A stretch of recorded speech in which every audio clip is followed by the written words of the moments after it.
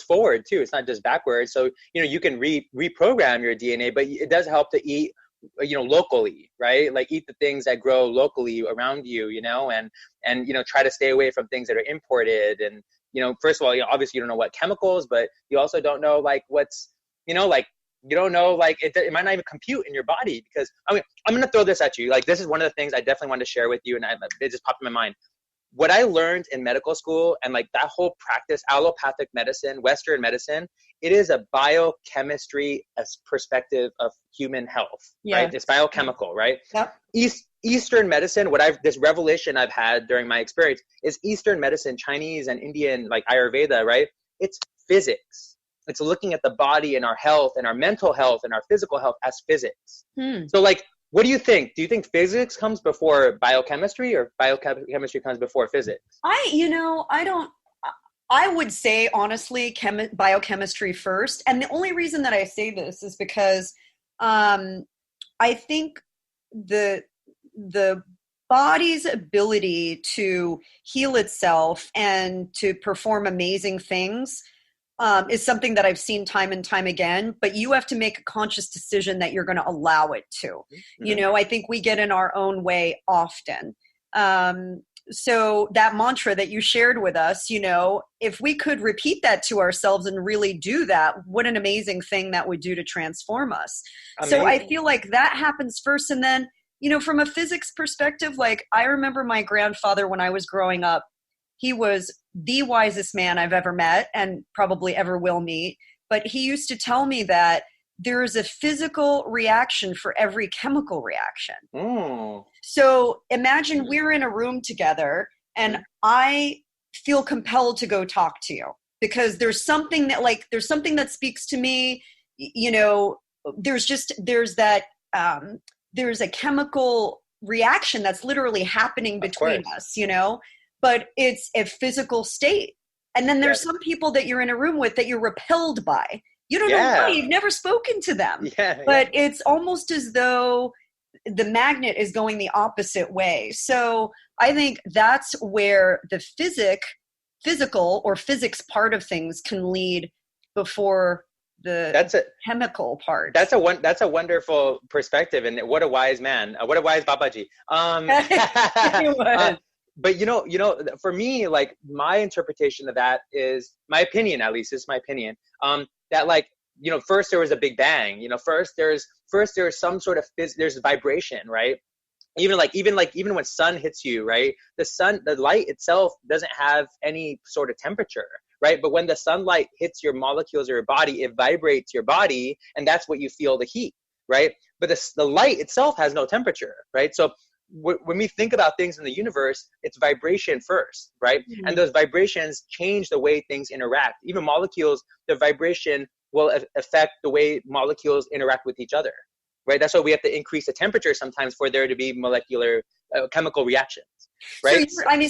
These are things that we may not even be like fully comprehending every day as we go through life. I mean, right now, I am a total wimp. I'm Middle Eastern blood to the core. It's like in the 60s in Southern California and I'm cold. I'm like wearing 2 layers of clothing. So my physical reaction to things are very different from my son, who's 14 and walks around the house half naked all the time.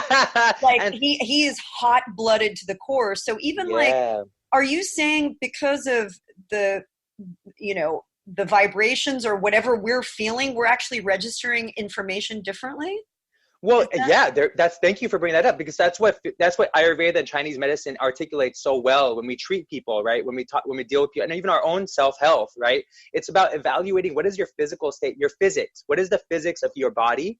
Not just your body, but also your mind, because they're not separate, right? We are always trying to, Western medicine wants to separate things, but actually it's interrelated. And so, like you said, you are naturally cold, right? So, if Ayurvedically, I would say, okay, you got to eat warmer foods that are more warming, that will increase the temperature inside of your body. And I make a conscious effort to do that. And I actually speak about it a lot. I do incorporate elements of Ayurveda, I think, naturally, because I've seen them work. Like cinnamon is a big part of my regular everyday. Ginger, turmeric. Actually, I have a recipe in my book called the Real Vitality Tonic. And Yum. yeah, and it's cinnamon, ginger, lemon juice, hot water, and you steep that and you make a tea out of it. And you drink that with foods because Ah, we want to drink warm things instead of cold, because cold yes. slows down the digestion. And we sip on soups around here, bone broth, things like that. But I think also just, but what is most profound about that is we all come at things from different perspectives, which is Yes. why everybody is so individual in how they kind of achieve health or, go down that road. But if you could This, summarize like the principles, maybe three core principles mm, of what you learned and what you would then teach to other people, what are those three things? If you're okay, so if you're listening right now to Indy out there and you're going, dude, like, how did you do this overnight? Well, it wasn't really overnight, but like, tell me the three steps to help me get on that path. well, I think you brought up really well, and I think it's really first one. The first one definitely is start to observe your body and your mind from a physics point of view. Like observe: are you like solid, liquid, or gaseous? Physically and also mentally, because you Mm. could be solid mentally, like heavy in your mind, but like you could be gassy in your body. Right. So just start to observe those things and then see how you could balance that in your life. And you might not be stuck in that place. You might change. I mean, for example, if you go from like a humid place to, if you're like in a dry place, but you go to a humid place, you're going to be absorbing moisture through your skin. So you might not be as dry if you go to a humid place. So start to pay attention to how you are, where you're at, how that affects you, and then try to balance that. Like notice that if you are a liquidy person, or if let's say you're a fiery person and you're super hot, maybe cool yourself down with cooling foods. Maybe eat cooling stuff. Maybe yogurt or like cucumbers, and cool your body down. That's okay. That's one thing. Just observe your physical state, right? The Is there a second thing. physical on that subject? Is there a physical state we want to try and achieve? Like, is there an ideal state that we should feel? Think of it like a triangle, Hmm. right? So you have like solid, liquid, gas, right? Solid, liquid, gassy, right? You don't want to be any of those. You want to be right in the middle. Somewhere in the middle. Yeah, ideally. And we're always changing, right? All the time. So I'm always worried about people who are like selling people some fad, like do this and you're going to be healthy, and do this and you're going to be healthy. It's like everybody's so individual. You got to like observe yourself. Yeah. So that's one. The second one is find a healthy mental baseline, right? Like create a mental baseline for yourself that's healthy, that's productive, you were doing I am and I can, you could make up any mantra you want. You could use a poem. You can use something that's ancient, that's been shared over time through your family or whatever, right? Mm-hmm. But create some mental baseline that doesn't allow for negative habits and negative thinking to come in. Because the negative thinking and the anxiety and all those things, they kind of those are also meditations. But meditation is not positive or negative. It could be anything. So create a productive mental baseline. A positive truth. Right. And positive is even relative, right? So just something that's going to make you a better human being. That's all I can say. The third thing, and the most important one, oh my God, I can't believe it's got to the third one, is laugh. Like we have to laugh more. Like, like, come on. Like, I don't need to explain that. Like, if you need to take laughing gas or something and carry it around with you, that'll work. But we got to laugh more. Laughing is such a powerful tool within us. It's free. Maria, did you know you don't have to pay for laughter? Well, tell me why do you think that that's such an important thing for us to adopt? Personally, I think laughter is everything. I think comedy is everything. I think being funny is everything. It's like one of those things that we have to laugh at ourselves because we can't take ourselves so seriously. But check this out. 10 to 15% of laughter is humor. Only 10 to 15% is humor. Is it how we react to it? No, laughter is just something biological. Like in terms of it, yeah. Like, so we're not really laughing because things are funny. We're like laughing for like physiological reasons. How do we seek that then in daily life? Like, if that is such an important part of our 3-part practice, like, how do we find that?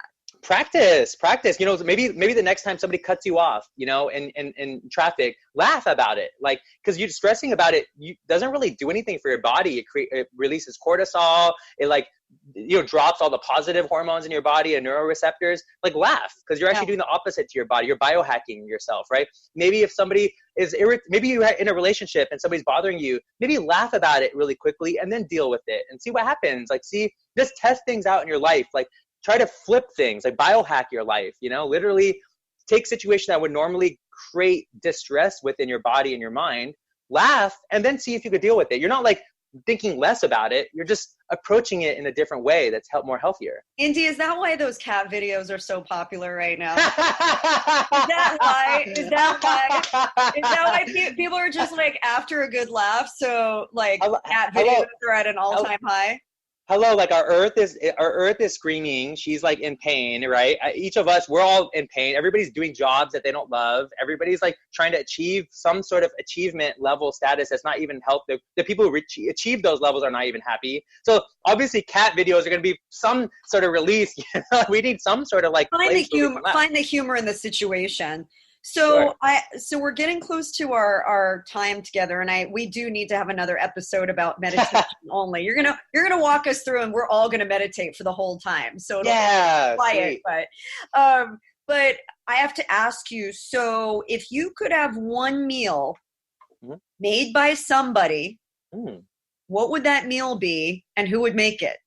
Can be living or not living. Living or not living. Okay. Okay. I know.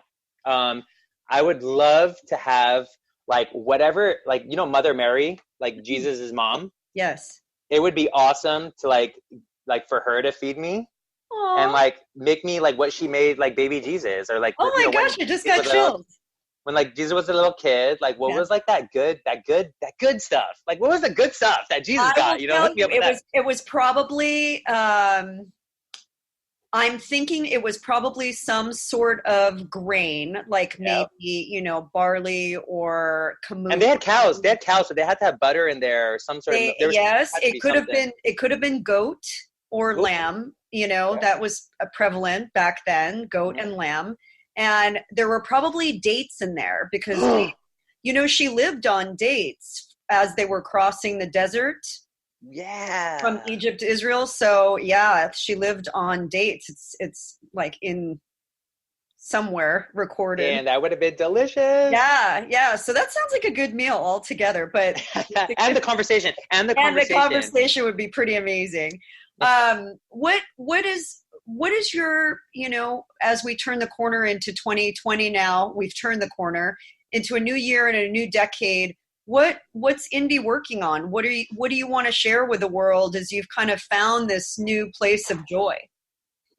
I am ready to share this neuroplasticity practice, sharing the practice of laughing, but consciously laughing, and understanding how it affects our digestive system, understanding how it affects our cardiovascular system, our endocrine system, our nervous system, how laughter is this incredible panacea, for all these situations even the situation we are dealing from like a political point of view, how it can help us in many, many ways. I'm ready to just share neuroplasticity in the world and be a conduit for this. And to bring it to people. How do people learn this from you? Do you have a course or? Yeah, I do. I do corporate wellness. I go into companies. I've worked with Fortune 500 companies. I've gone into universities. I call it a neuroplasticity meditation. So I do corporate wellness. I go to schools. I've gone to middle schools and done it with children. I've done it with college students. I've done it I went back to medical school and did it at a medical school. So you didn't have the shakes when you went back? I was really nervous, to be honest with you. It was really surreal, but it's an honor now. Like I get to, I work with nurses now. I work with police officers. For me, it's like, what a wonderful opportunity to not just share this, but all the other stuff I know as well that I've used to be healthier. And I don't share anything with other people that I don't practice myself. That's the thing, I feel that's really important. We'll share the links to how to find you and have people explore your neuroplasticity process. And I think I should be part of that too. Is there one story of transformation that we can kind of close out with of somebody that, maybe started in a place and then just kind of went through a transformation using your process that you can recall? Yeah, I mean, I'm going to share, most immediately. I recently did a workshop series with the San Francisco Police Department, and I got to read all these surveys, and read what where they're suffering.